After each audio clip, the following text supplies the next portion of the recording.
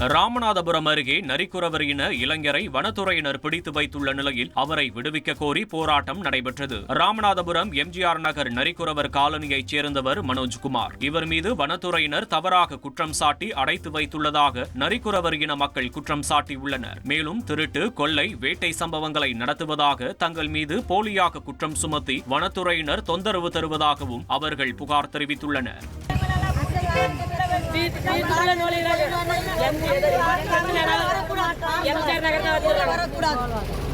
சிவகாசியில் திடீரென இடி மின்னல் மற்றும் பலத்த சூறை காற்றுடன் கூடிய மழை பெய்தது. சிவகாசி மட்டுமல்லாமல் சுற்றுவட்டார பகுதிகளான விளாம்பட்டி, தேன்காலனி, சித்துராஜபுரம், சாட்சியாபுரம், பாறைப்பட்டி உள்ளிட்ட பகுதிகளில் பெய்த மழையின் காரணமாக சாலைகளில் மழைநீர் பெருக்கெடுத்து ஓடியது.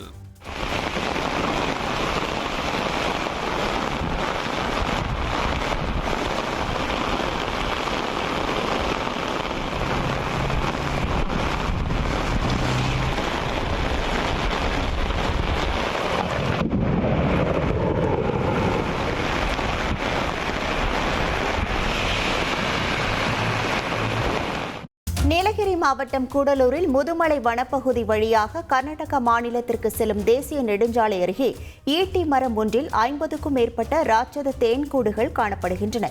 இதனால் தேன் மரம் என அறியப்படும் இந்த மரத்தில் இங்குள்ள பழங்குடியினர்கள் கூட தேன் எடுப்பதில்லை.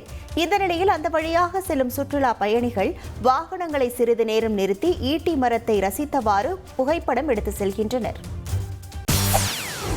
செய்திகளை உடனுக்குடன் தெரிந்து கொள்ள உடனே சப்ஸ்கிரைப் பண்ணுங்க.